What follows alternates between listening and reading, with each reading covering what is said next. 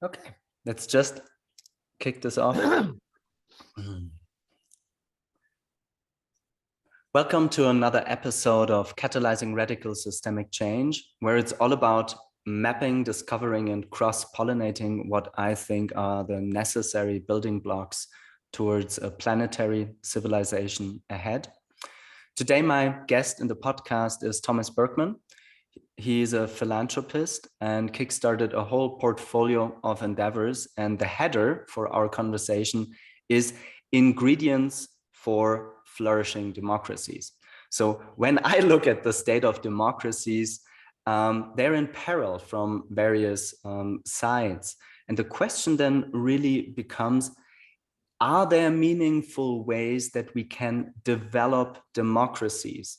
And in this podcast specifically, we're not talking so much on the outer infrastructures that we obviously need, like money and institutions, but more of the insides that make us humans, like moral development, cognitive development. And it seems to be that there are patterns with whom we can describe the individual development of human beings through certain stages of development that we can link to certain stages of development in societies. This in itself is already a pretty rich conversation. So with that, Thomas, I'm happy to lead over to you. Introduce yourself and your body of work before we then dive into the nitty-gritty of what you found out with all the conversations of the leading experts and renegades in the field that share that same dream of flourishing democracies. Happy to hand over to you, Thomas. Thank you, Alistair. Thank you so much. And thank you for having me on your channel. It's always wonderful and exciting to talk to you, and that we are doing it recorded this time just makes it even more exciting. So thank you. So a little bit about myself. I'm Swedish, come from a relatively humble family background, was the first in my family to study at university. I studied mathematics and physics, and those subjects came relatively easy to me. So I thought that I would have a career in academia. And I think that could very well have been the case, but for some reason I felt a strong pull from the business world as well.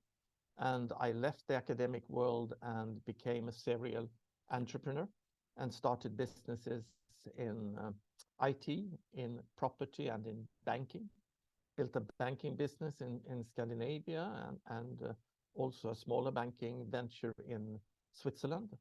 And I sold my banking business some 15 years ago to the fourth largest Swiss banking group, the EFG Group, and had to commit to remain as chairman of the banking group in Scandinavia for a number of years and be on the board of directors of the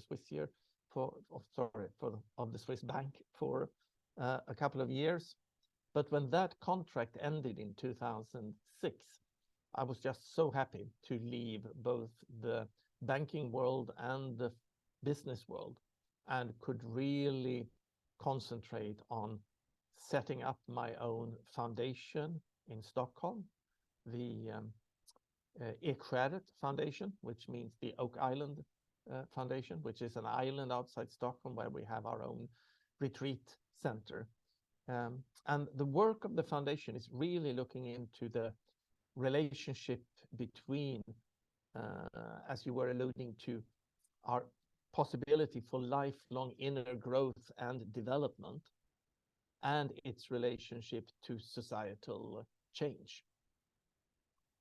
And I could say that the reason why I became curious about this and why I have dedicated the second half of my life to this pursuit was really that during my business years, I had the opportunity to work with some very talented business and leadership development consultants who showed me and my management team the importance of this lifelong inner growth and maturation journey that we are all on, and to notice that when we are recruiting people and looking for this sort of maturity or even wisdom, and also perhaps even more importantly, being shown how we can all develop this maturity within ourselves and within our management teams.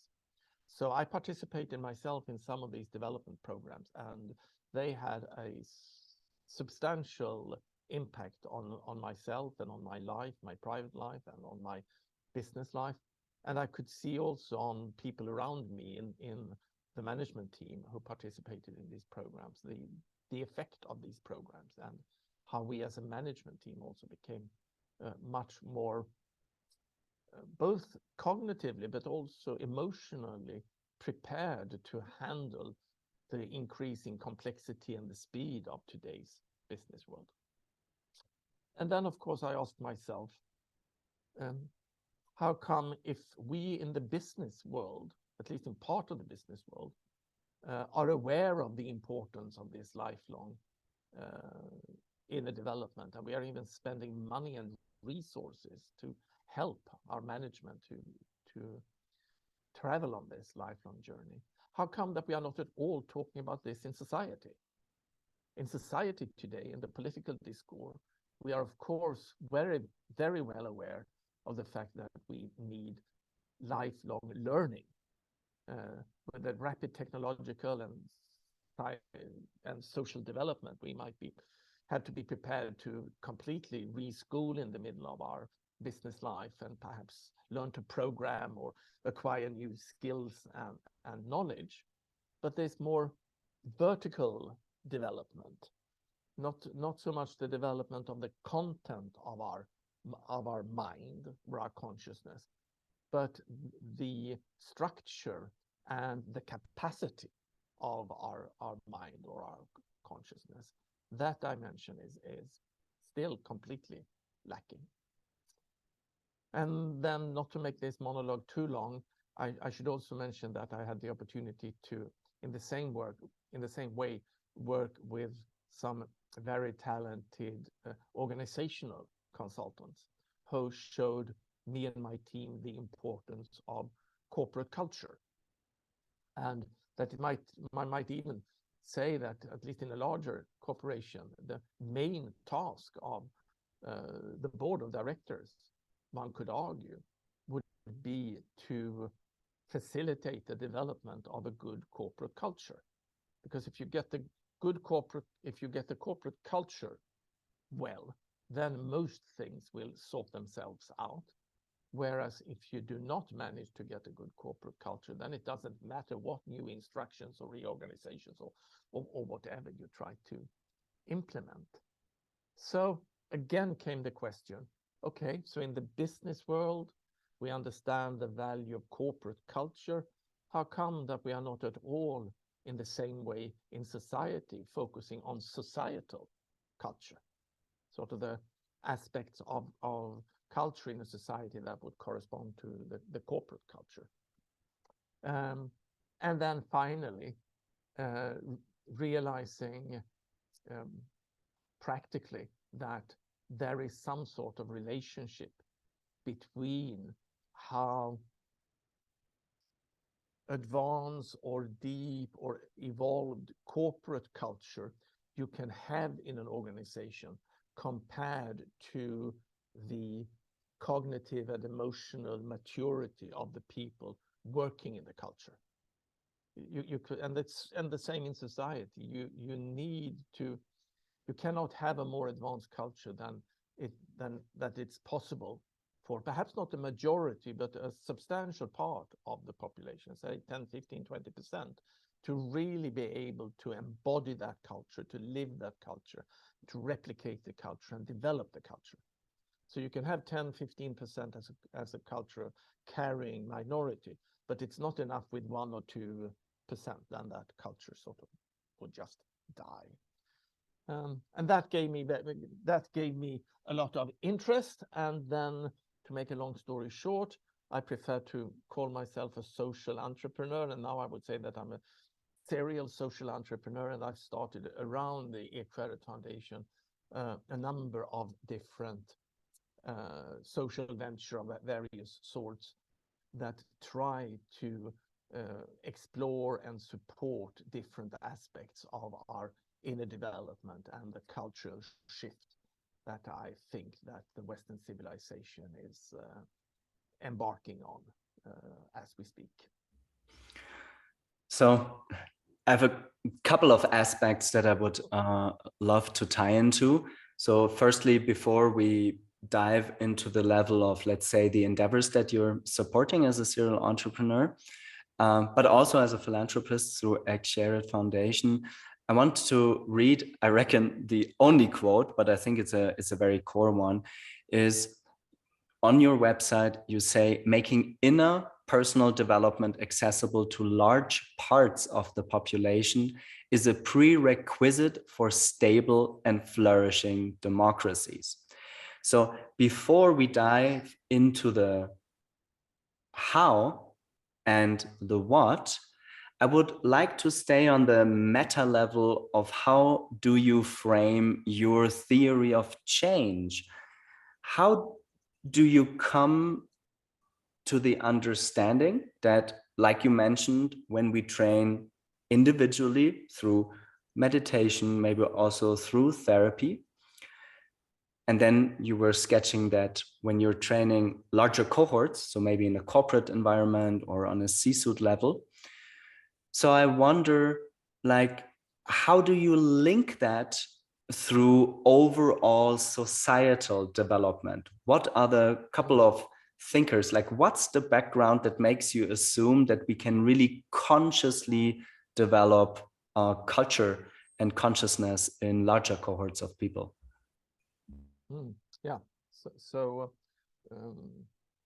first, there on the need. Why is it necessary, and what is the connection?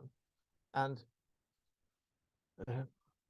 this becomes more important when we are in times of deep societal change. So in my theory of change, it's important to first of all say that I believe that the Western culture, our Western civilization, which might even encompass the whole of the global civilization, is rapidly, as a system, approaching a bifurcation point or a phase shift point.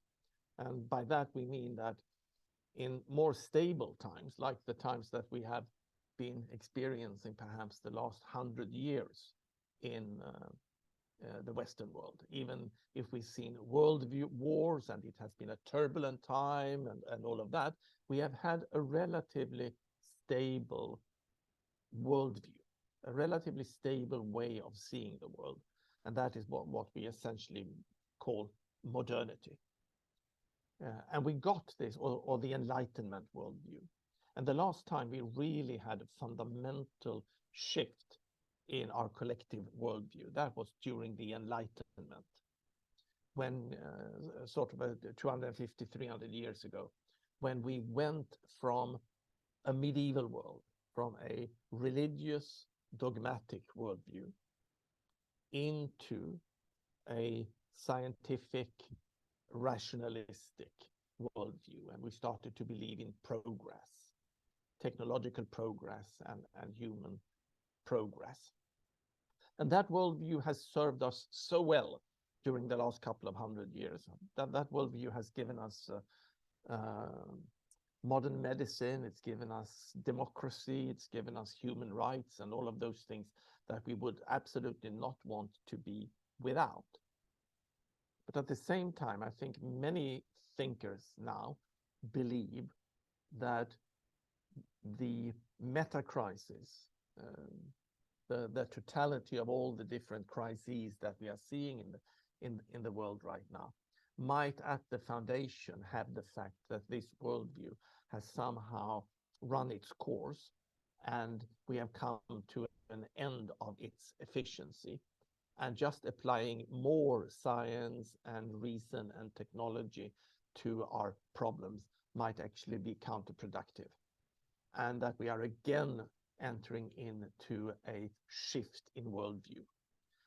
And that shift will, again, just like the last one, be emergent, which means that we cannot, even in theory, know what is coming out on the other side of this system's shift. So we cannot manage it and we cannot control the shift. It is, of course, not even certain that it will be a positive shift. When a system comes to one of these bifurcation points, then a complex system, usually either breaks down in complexity, fragments and breaks down, or you have a breakthrough to a higher level of complexity, which might also be a higher level of elegance. When we say complex, doesn't necessarily mean that we will appreciate it as much more complicated. It might be more elegant even, but internally it will be more complex. And I think right now more indicators are pointing towards a breakdown than a breakthrough. So the question becomes, what can we possibly then do if we cannot manage and control this cultural shift? What can we do to support it? And then in a cultural system, a civilizational system, it is the same mechanics essentially as in any complex system. And here comes my background in mathematics and physics handy. And it is really, if you want to increase the odds for a breakthrough rather than a breakdown, then it's about increasing the possibility for the components in the system to relate to each other in deeper and in turn also more complex way, and also relating to the system as a whole. And of course, now in the civilizational shift, those components are us humans. So one of the best things we can do in order to increase the likelihood of a breakthrough rather than a breakdown is actually to increase the ability of all us individuals to both cognitively and emotionally be better to relate to ourselves, to each other, to society, and to the planet. And that is essentially what we mean by inner growth and development, or adult development, or psychological development. And some might even use the term spiritual development, which I'm open to, even though I'm not in any way religious or a believer of an intervening God. Let's look at a couple of the endeavors. So I think the high level overview we got. Let's assume we as human beings can develop in certain patterns that we can also study, and that relatively stable, it seems, as individuals, but both also as societies, we have a semi-stable, let's call it, center of gravity of consciousness. So in the portfolio of the endeavors and projects that you sparked and that you're supporting through your means, what are the things that groups of people can do to create more like cohesion, or to create more capacity to hold the complexity, so that ideally those can support I would call it like the great transition, right? So that we can move towards a breakthrough moment that embraces all the complexity that we as moderns hold with the scientific enlightenment, but also transcend it in a more holistic way, perhaps.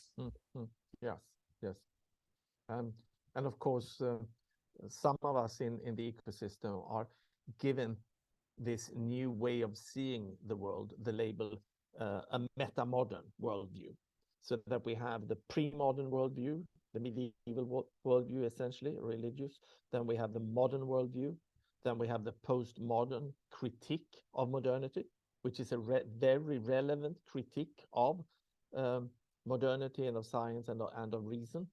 But we cannot stay just with the deconstruction and the critique. We need to move beyond that. and that beyond could be labeled a holistic worldview, an integral worldview, or a meta-modern worldview. But before going into it, we can come back to and say, what would such a worldview entail? And could we say anything about that? And we can actually. But before going that, I would want to make this abstract reasoning that we just went through a little bit more tangible by giving an example of the connection to democracy, as you mentioned. And I would also then mention a bit of the history of the Scandinavian countries that my friend Lena Andersson and I have developed in our book, The Nordic Secret. So many of these, and you were referring to that there are lots of research has been going on from more than 100 years ago up to today with the modern adult developmental theory of trying to map the different dimensions of this lifelong wisdom journey that we are on. And many researchers, scientists, philosophers, going back from 200 years up until today, have identified a very important step which we as adults can take in our lives. But unfortunately, not all adults actually get the stimulation enough to do that. I believe that we are almost all of us capable to take this step, but unfortunately we do not do. And that is to go from being dependent on an outer authority for our values and even for our worth. And this is very natural when we grow up. As a teenager, we come to a stage where we are supposed to become socialized into our cultural environment, and what our parents and teachers and friends and peers think and do are super important because we want to fit into the group. And this is a very important step.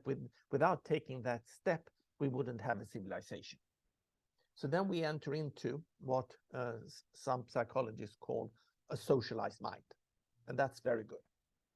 But later on in life, we can take a next step, and we can develop our own inner compass and be able to connect with our inner values and become independent of the values and opinions of our peer group and stand up for our own values and opinions in a much, much more independent way. And we can by that become authors of our own lives in a very, very much more expressed way. And that is why psychologists calls this mind the self-authoring mind. We are moving from a socialized mind to a self-authoring mind. And we could do that when we are in the middle of our lives. Some can do it earlier, perhaps even before 30. Some do it later, some never do it.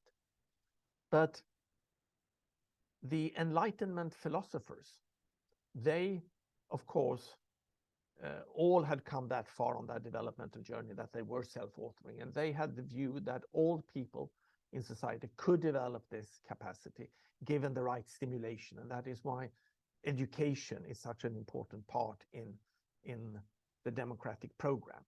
But this is not just learning things. This is a typical example of where we are not talking about horizontal learning of facts or skills, but rather having this vertical growth in our capacity and in our meaning making. And of course, democracy, in a way, presumes that the voters are self-authoring. Because if we are only looking at each other and perhaps looking for this outside authority, this strong leader, or this religion to follow, a book to search the truth in, or this strong leader, then of course democracy will not work. The democracy to work is dependent on us as sovereign individuals being able to independently make up our minds and vote. And connecting this to the Scandinavian countries, when we in Scandinavia, in the end of the 1800s, we were all amongst the poorest non-democratic agrarian societies in Europe. But we had some very visionary leaders, politicians and intellectuals who knew that in times of rapid societal change, and of course they saw industrialization, urbanization, and democracy coming, in times of rapid social change, it is just so easy for us humans to want to have this external authority to hold on to. But they didn't want to be authoritarian leaders. They were firmly committed to build democracy, and they wanted to build democracy from bottom up. So they instituted a huge program to be able to support the development of this self-authoring capacity in large scale of society. And the way they did it was actually extraordinary, because they created what perhaps could best be described today as retreat centers.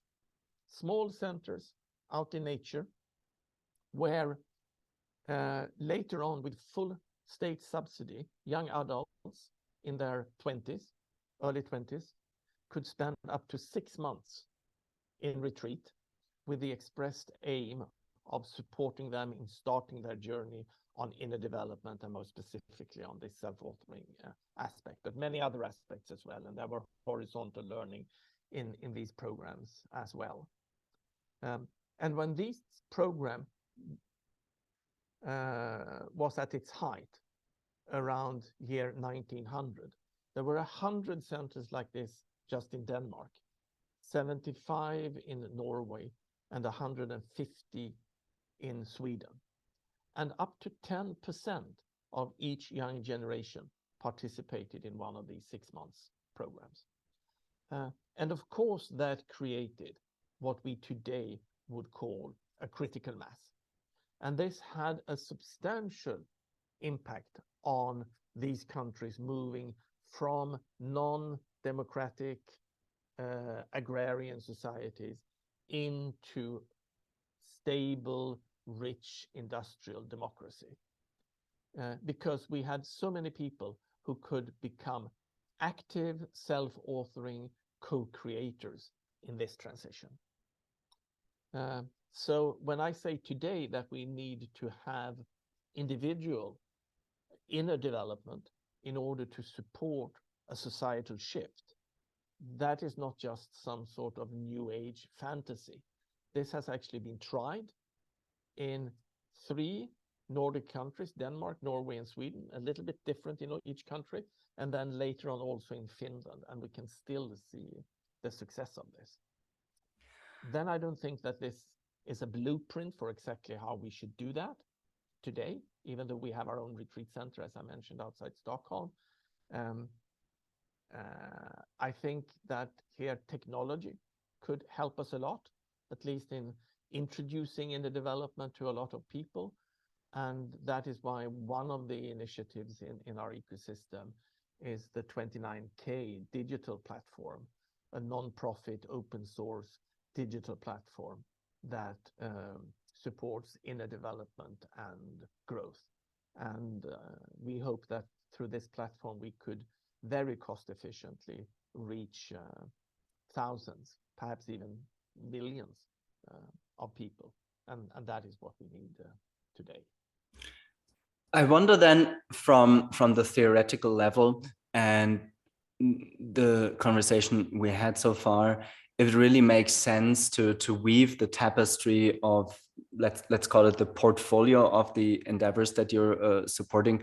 So from 29K to the inner development goals to what is emerging and maybe others, I think it would help those listening in. When you sketch the journey, when did you initiate the initiatives? How do they cross-pollinate? And also, where are the specific, I always in my own language call them like acupuncture points. Where do you see these different acupuncture points in the different endeavors that you're supporting?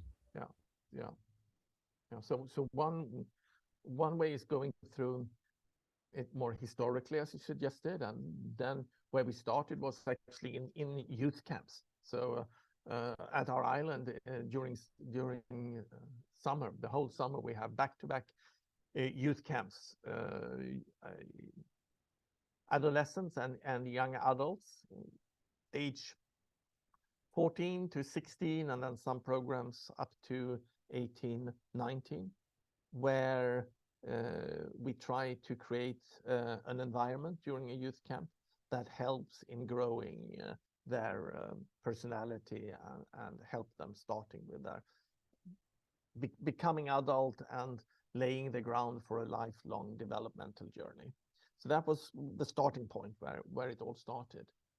But perhaps a better way to lay out the portfolio is to go from perhaps the more leading edge projects that are sort of trying to break new grounds, going to more and more broader projects. And if I would go that way, I would first of all mention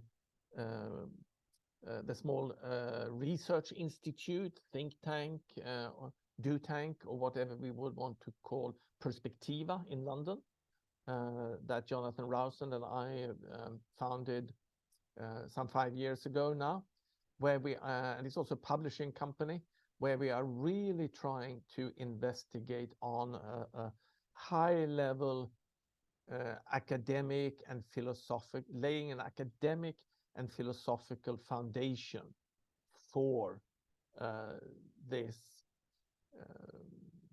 cultural transition, and also for inner development, and for what a meta-modern worldview, what that could look like. So perhaps in the show notes to this podcast, you might want to have a link to the Perspectiva Institute in London. And then to popularize this a little bit and spread these ideas, we have the initiative whatisemerging.com and the Emerge gatherings. So whatisemerging.com is a website where we try to highlight individuals and projects that are all trying to support the birth of a new civilization, trying to facilitate a breakthrough in our civilization. And that is to give inspiration and some thoughts, and showing that there are already lots and lots of projects and individuals that are active in this field. And then tied to that project, we have our Emerge gatherings. We have had gatherings in Berlin, 2 gatherings in Berlin. We had one in Kiev before the pandemic in Ukraine, then back into Berlin, and now this summer we had one in Austin, Texas, where I think you and I met last in real life.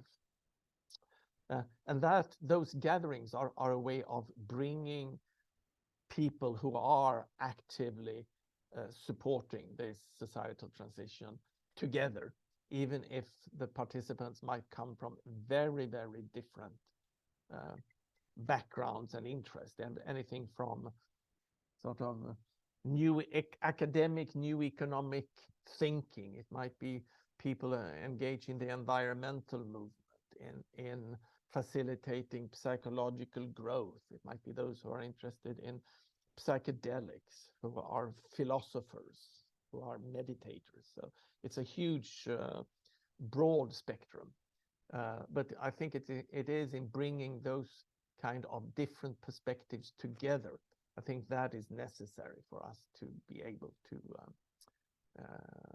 I have a question. I have a question for you, especially on the Emerge network.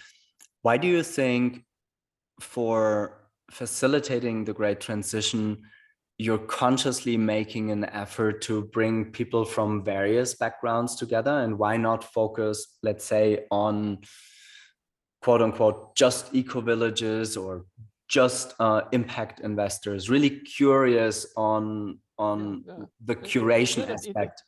Yes, yeah, yeah, yeah. No, I think it is, because and again here I could refer to some of the essays or even books that are published on Perspectiva, but there are some very good essays on Perspectiva's website for those who want to dive into this. And of course, the foundation there is that I believe, or we believe, many of us believe, that we are in a meta crisis, meaning that all these crises that we see today are deeply interlinked.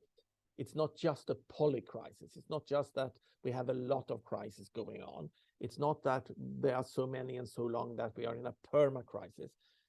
By calling it a meta-crisis, we mean that they are fundamentally interlinked. And if we are trying, for example, to solve the, let's give an example, so to solve the environmental problems, without at the same time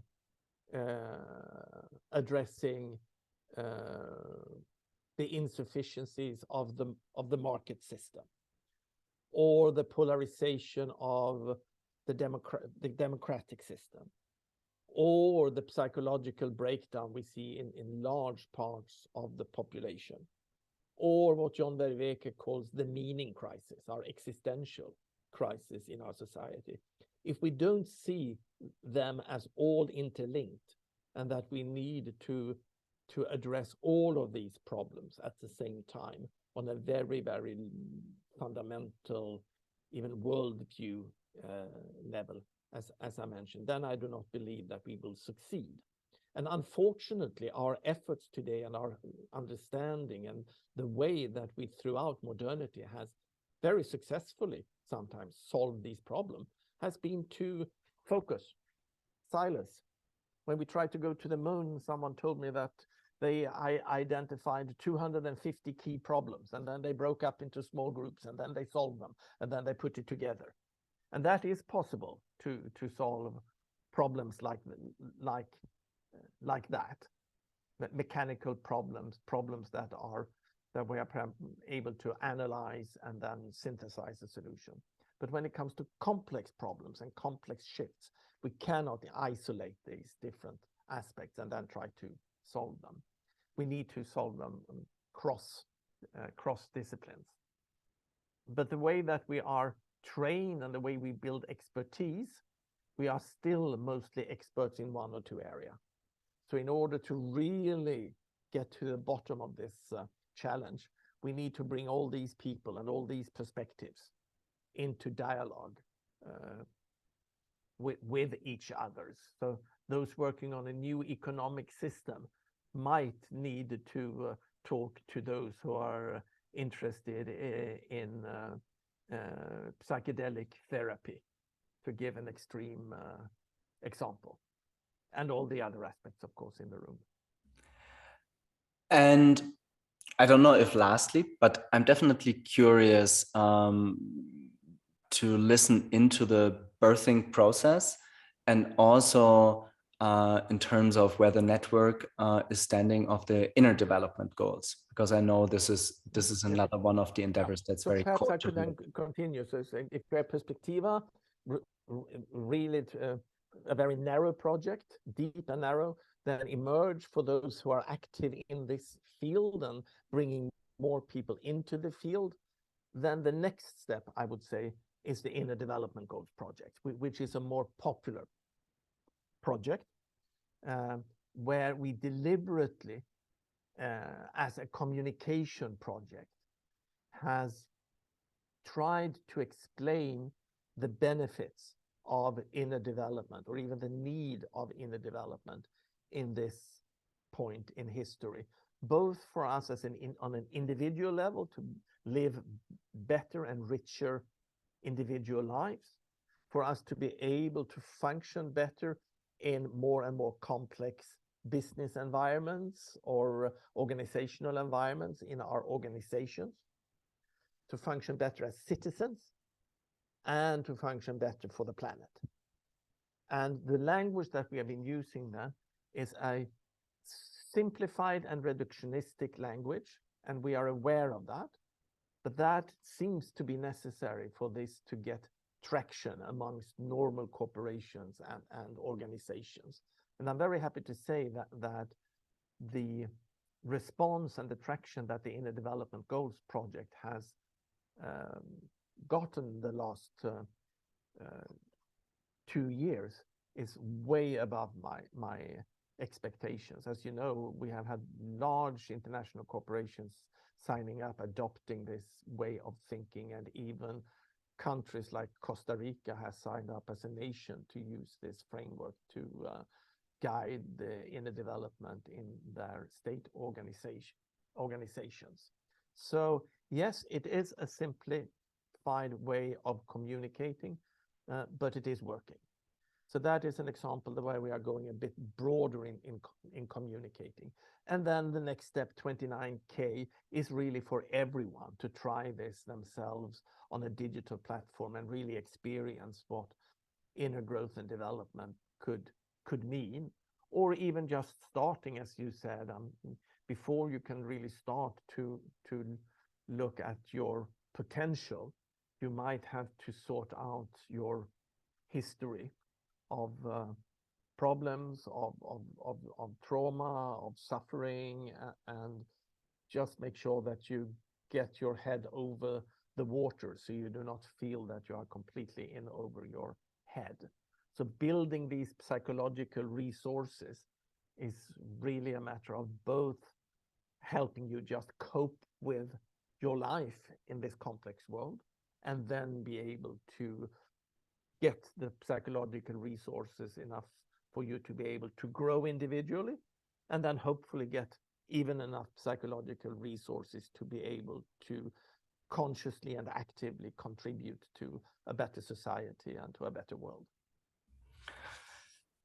Before I try to dive a little bit into the future, your legacy, and what sparks your hope, my question is, in, let's say, the vast proportion of your last 16 years after leaving your serial entrepreneur life and exiting your company, what have been the main challenges, both from a, let's say, more consciousness perspective, where you really think sometimes people are stuck, but also from a serial entrepreneur perspective? What are the things you're wrestling with in like having the leverage and seeing, let's say, the beauty of inner development of people to really flourish? And we should stress that when we are talking about inner development, and we have made this connection to culture and to societal culture, it's very important to say that when we talking about inner development and also inner development goals, this is not just individual development. An even more important aspect of inner development is the collective development. And growing is something that we do together, but we do not just do it individually, we also do it in connection with the culture and with the connection. And being in a culture, a societal culture or in a corporate culture that supports inner growth and development is, of course, wonderful for your growth. You could do this individually, but it's much, much harder than to do it in a group. And if you're lucky enough to come into an organizational setting at your workplace, for example, that supports your inner development, or the group's inner development, that is, of course, very, very good. And there is even a name for these. Some are talking about the deliberately developmental organization, where the organization is supporting the development of their teams and their individuals and the individual growth systematically. And we could hope that we would even achieve a deliberately development society in the future. And one could even argue, going back to Lena's book, The Nordic Secret, that the Scandinavian countries had a expressed aim 100 years ago of becoming deliberately developmental societies. But we made an effort, but we stopped making this effort perhaps after the Second World War for various reasons. And those who are interested in that could look at my TED talk around the Nordic Secret, or read the book. But unfortunately, now we have forgotten about this in the Scandinavian countries. We need to rediscover this.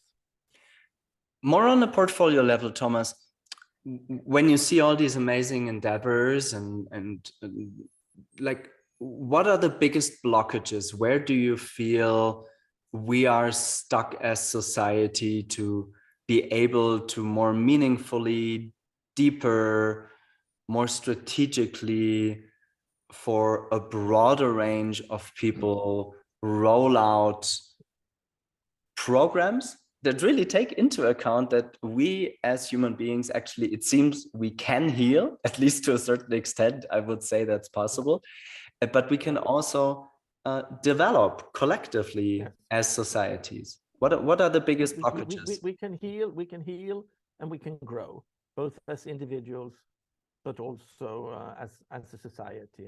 And talking about collective trauma and things like that is, of course, very important in this. And we can't go into that now, and I'm not an expert in that, but I would recommend, for example, listening to Tomas Björkman, for example, when it comes to collective trauma and the importance of healing collective and individual traumas before we can grow as individuals or society. But answering your question there on the challenges. So I'm very hopeful at the moment, because I'm very glad to say that I see a big shift happening in the Western world right now. And there is a huge difference today compared to, say, just 3 years ago, and definitely 5 years ago, when it comes to the openness and the understanding of these perspectives. When I started this sort of seriously a little bit more than 10 years ago, then there was very little understanding for these even questions. The understanding that we were in a meta crisis was not there, that talking about inner growth and development, that was very new age, and wow, that was not even possible to speak in society about that, except in some areas, of course.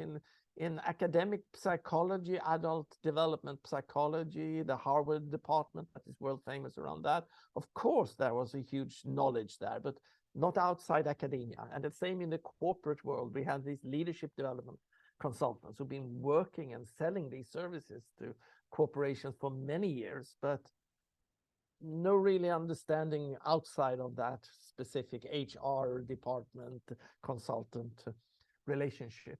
And also societal culture, and that we are in a societal shift, reaching this break point. 10 years ago, no understanding for this. But I must say that all the very unfortunate events that we have been going through, like just mentioning Brexit, Trump, the pandemic, the war in Ukraine, and all of that, has made a substantial minority wake up to these perspectives. And there is a lot of resonance out there. It's still a very, very small part in society, but it is growing rapidly. And I don't know if I would venture to have a guess or something, but 10 years ago, no resonance. I mean, 1 or 2 people. I mean, you were certainly there 10 years ago, but very few people around. But today in Sweden, if I would come to a guess, certainly 2% of the population is very resonant with these perspectives and these needs and these challenges. And 2%, that doesn't sound very much. And of course, it's not enough for this to become a political force, or even for the major traditional medias to cater to this public, because 2% is nothing in that respect. But in absolute numbers, 2% in Sweden, that's 200,000 people. And I'm sure 50,000 of those are in Greater Stockholm. I mean, if we started to talk to each other, which we don't do today, if these 50,000 people were somehow starting to come together and talk and starting to develop this, then things can happen. So we've come from a level where there was not enough for anything to happen to a saturation right now where something could happen. It's not happening yet on a collective level, but it is growing. And that gives me a lot of hope. Of course, at the same time, we can see, and I spend perhaps even more time in London than in Stockholm. I have my main residence in London. You can see how in some countries, UK certainly, I'm not the person to tell about the US, but the signals I'm getting from the US is also not very encouraging. And also in Sweden, you can see how large part of the culture is sliding. We are in a backslide in culture. So we have a huge backslide in culture where you have a sort of lowering of the consciousness level, collective consciousness level in culture. Another way to say that is that more and more parts of society are fear driven rather than hope driven. And then and that is massive, that slide. And then at the same time, you have this still very small but promising awakening that is happening in society at the same time. So it's going to be very interesting to see how these forces are playing out, and whether we are sliding into a breakthrough before we have been able to facilitate something on the other side. And that, of course, also makes it so interesting to be alive and active right now, because I think that we can all, and that's part of this effort with Emerge, bringing people together and making people realize that at this particular moment in time, we can all play a difference. And to realize, as the title is on my book, The World We Create, to realize that we are all creating this, and not just some elite group or some smart people or some lucky people, but everyone in this cultural shift is playing an important role to give birth to something new. And just realizing that, and having more and more people realizing that, and committing to at least do as much as one can in this important shift that I believe is playing out between now and 10 years. I mean, 20 years ago, I thought that this societal shift will not be in my lifetime. But now I'm convinced that we are reaching this breakdown or breakthrough point within the next 10 years. Could be 3 years away. It could be 11 years away, but it's not something that we can leave to the next generations. Yes, I'm curious. I think we both get the sense or share the perspective that we can't predict the future. The best way to predict the future is to make it or co-create it. So yeah. I wonder from a legacy perspective, what you want to leave behind, and also staying in this like time frame that you were mentioning, 10 years. So I wonder if we just take the very simple Horizon 1, 2, 3 model.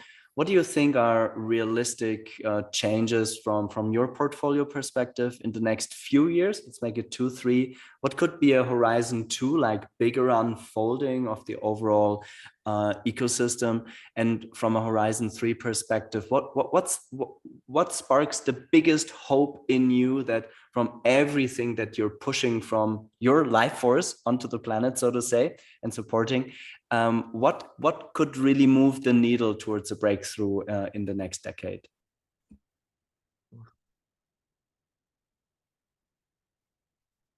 Well, one is, of course, just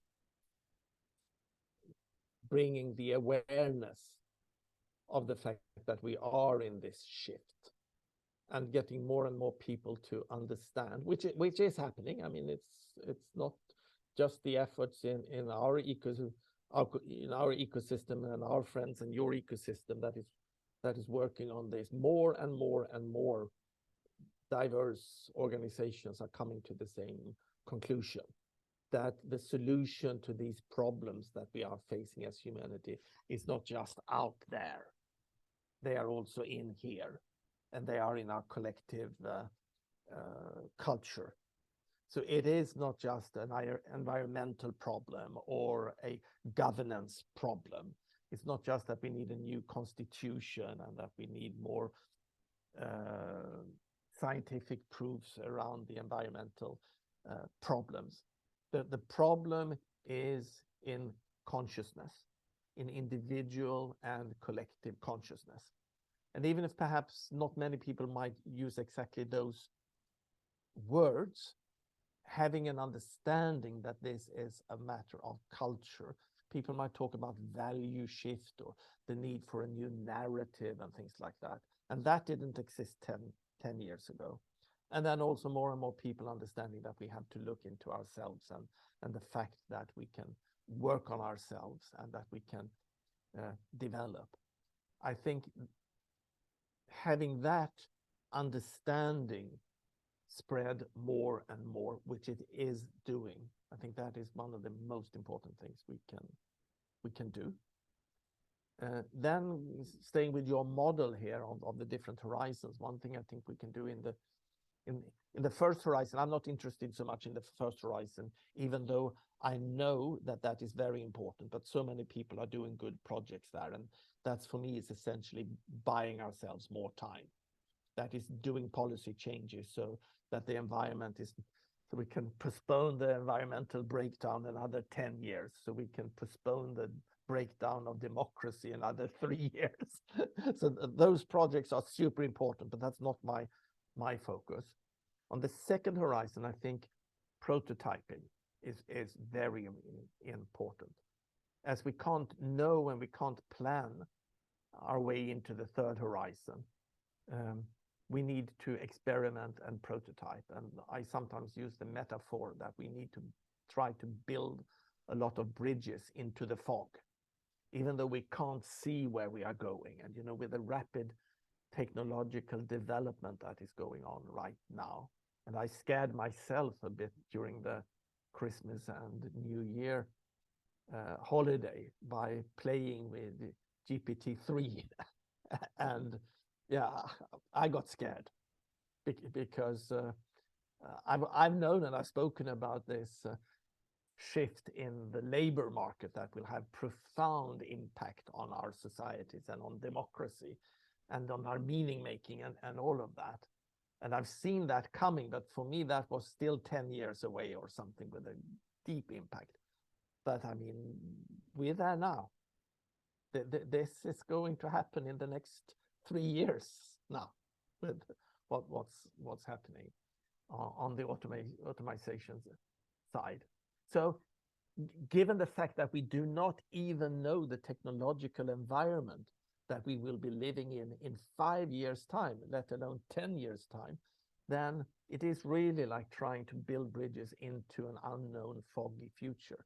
And we need to do that. And you need to do that in many ways. I mean, experimenting with different governance models in our organizations and in society, using distributed ledger technology and technological support to try to experiment with new governance models, experiment with the market, building committed communities.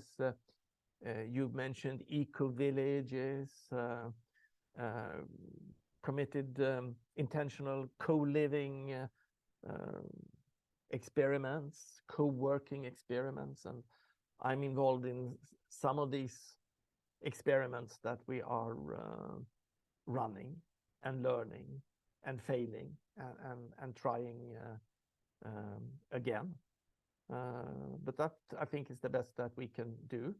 And then, of course, we we need finance, and I'm happy to say that I see that some of the European governments are spending a bit of money on these societal experiments. Finland are doing a lot of things around universal basic income.